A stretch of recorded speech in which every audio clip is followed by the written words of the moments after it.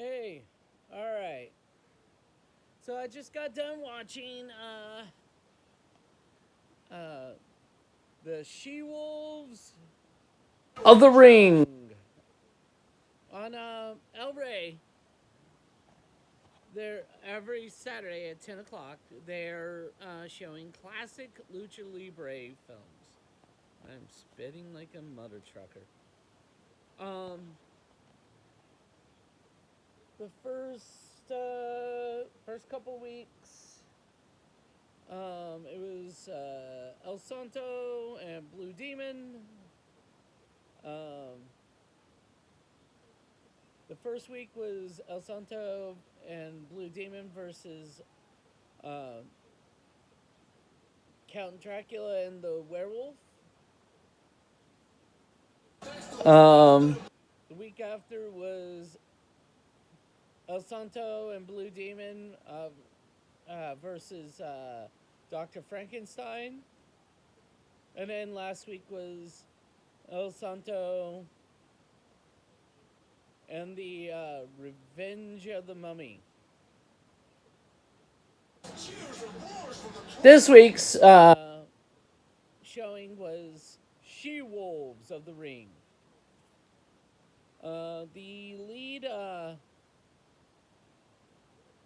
heel. Now, this was something that bugged me.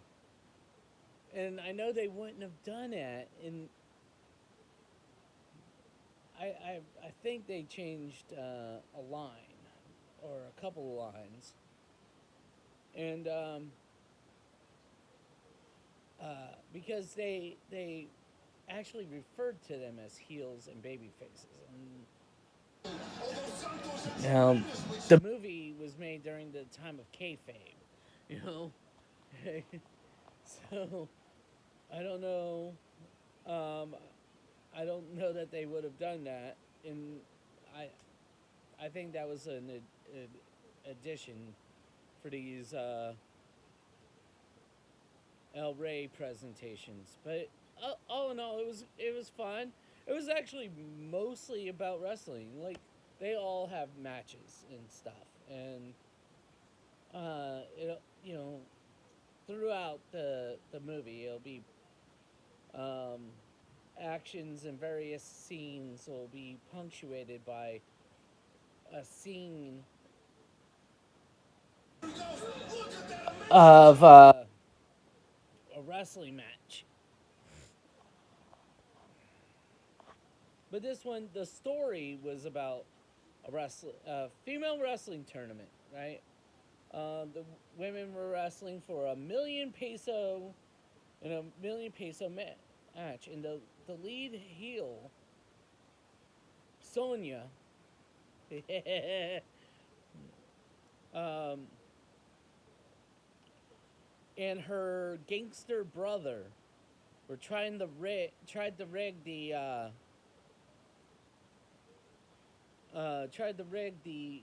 matches and to steal the $1 million, the $1 million, that is. And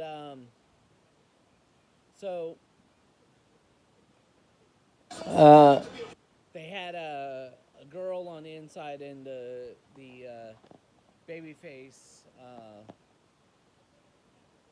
and the baby face. This is as close to a. This shirt is probably as close to a crossover as you'll ever see. One of my favorite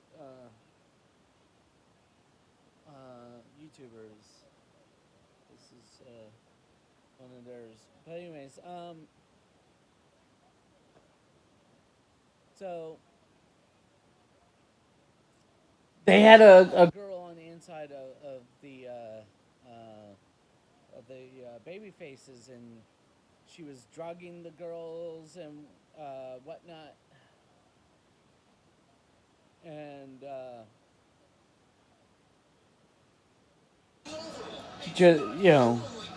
and stuff like that. And then in the end, uh, the undefeated Loretta, the head of the baby faces, was the one that you ended up having to wrestle.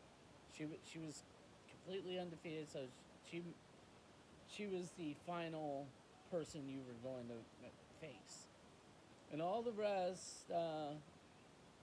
And then you know through all the cheating and the drugging of the girls and various things and making people disappear and stuff.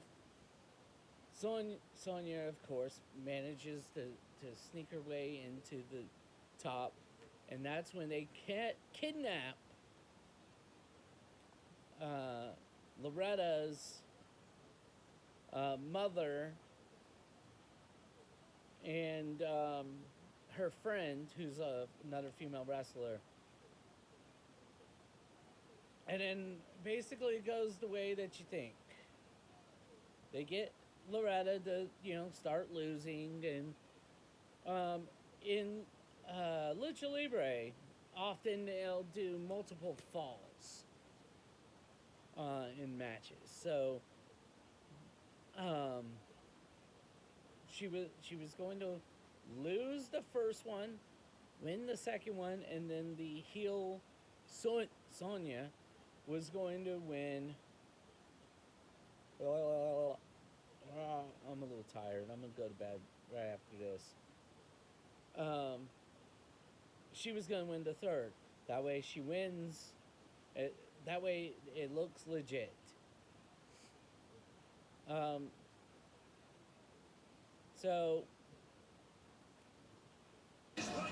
the other female wrestler who was also kidnapped with Loretta's mother gets loose, and she calls the arena and talks to the head wrestling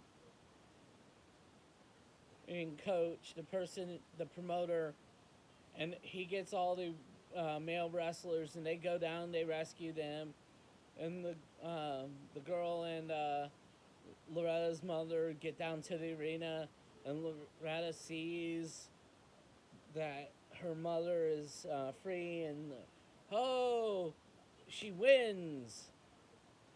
It was your typical movie, but it was fun. That and any chance I get to watch any kind of wrestling, but especially Lucha Libre, I'll take it. That and all these movies have been fun. Um, if you're a fan of Mexican wrestling, or Lucha Libre, or monster movies, exploitation films, or any combination thereof, check these movies out. Um, 10 o'clock Eastern on El Rey. Hopefully, if your carrier doesn't have it, I don't know. You can probably find it online somewhere. But they're fun. They're great little movies. They're entertaining. Topologist is indispensable for this task. So, but all in all, She-Wolves of the Ring. It was a decent sports movie involving cheating and whatnot. A scheme to steal it all. Um, it was good. It was a fun little movie, and the wrestling looked good. And when I say it looked good, like it, they go out of their way to make it look like legit. That was the one thing about the days of kayfabe. Like,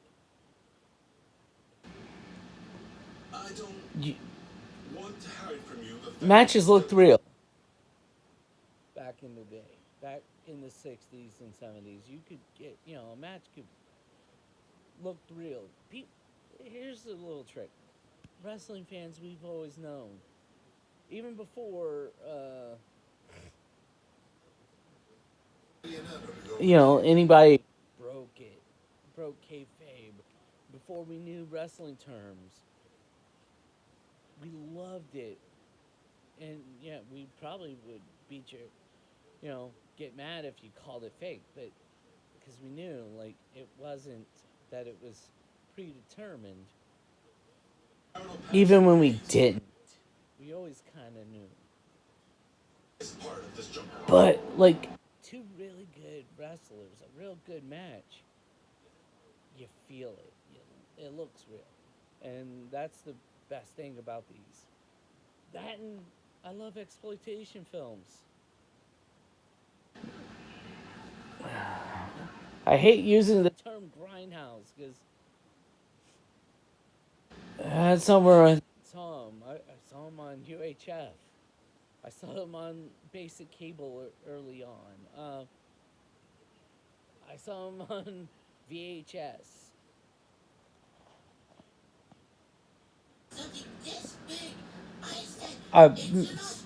When I was a little kid, my mom and dad took me to um, our local drive-in when we had one, and you could see some of these same exploitation films a lot of times at those drive-ins. But I don't, I was little, so I only have vague memories of most of them. And mostly, it was just the getting to go in the car and everybody wearing their pajamas and going down there.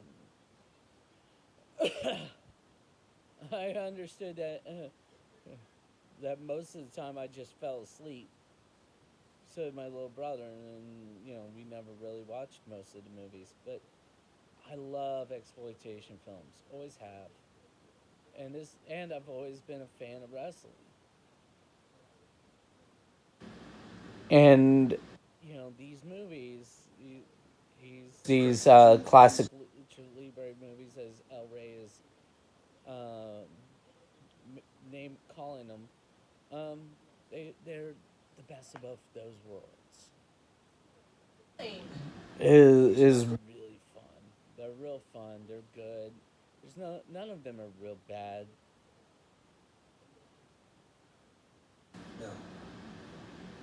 Sometimes the dubs are a little off, but they're fun.